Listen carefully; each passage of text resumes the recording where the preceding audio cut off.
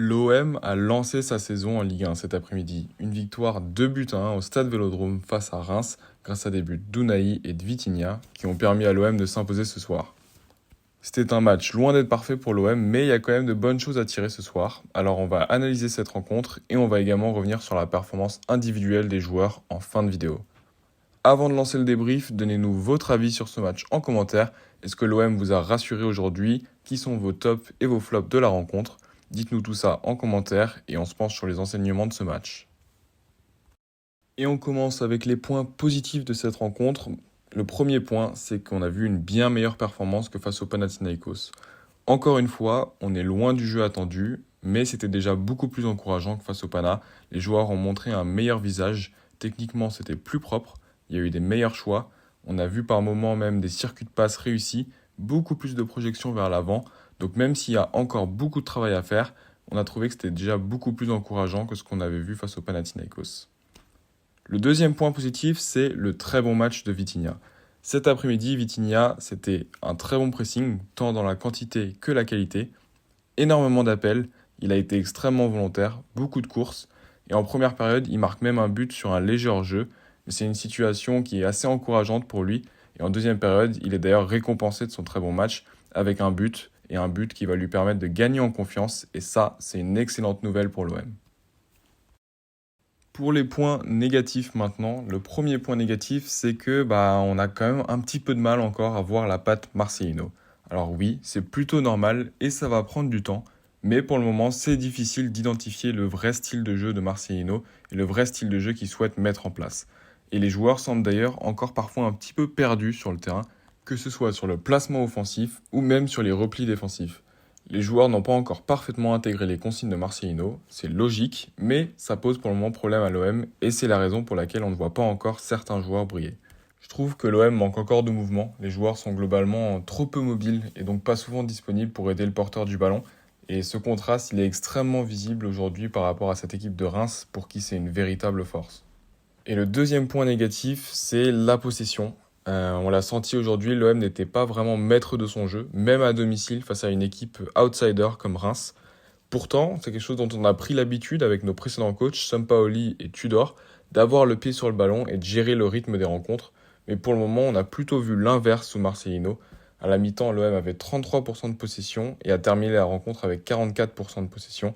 C'est très faible, surtout dans une équipe avec autant de qualité technique. Alors, est-ce que c'est une volonté de Marcelino de laisser le ballon à l'adversaire pour jouer un jeu de transition? Ça, ce sera quelque chose à observer lors des prochains matchs, même si c'est vrai que l'OM a les joueurs pour jouer en transition également, avec Sarr, Ndiaye et Aubameyang. Les stats du match, alors comme on vous l'a dit, l'OM a plutôt laissé le ballon à Reims, d'où les faibles 44% de possession pour l'OM. L'OM qui a tiré 14 fois au but contre 11 pour Reims, 4 tirs cadrés de chaque côté, mais peu de grosses occasions au Vélodrome aujourd'hui. Et on passe maintenant à l'analyse de la performance des joueurs. Alors on va commencer par Paul Lopez qui a été peu sollicité cet après-midi, mais c'est vrai qu'il faut le dire, on le sent pas particulièrement rassurant en ce moment. On sent que c'est une période assez compliquée pour lui. Il doit vite reprendre confiance et vite redevenir décisif comme il avait su l'être par moment la saison passée pour ramener des clean sheets. Pour les latéraux, on a vu un match plutôt satisfaisant de Klose et Lodi. Lodi a été intéressant offensivement, notamment dans les dédoublements avec Unai.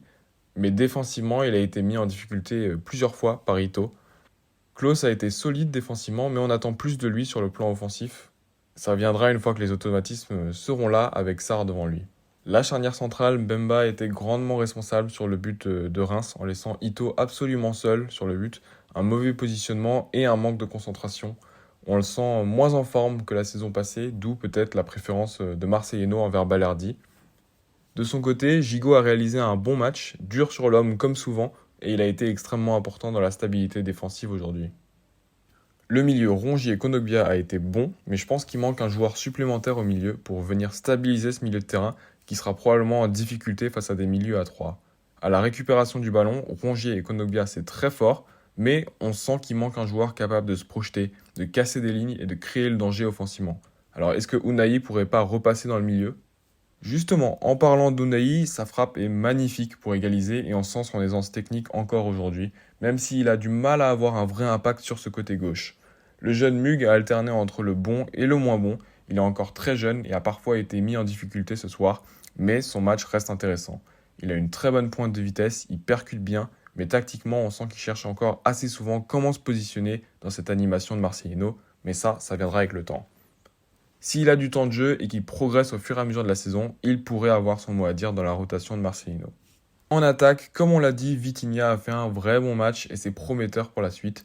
Ndiaye de son côté était dans la lignée de son match face au Pana, peu en vue pour le moment et pas toujours les meilleurs choix de fait, il faudra lui laisser du temps.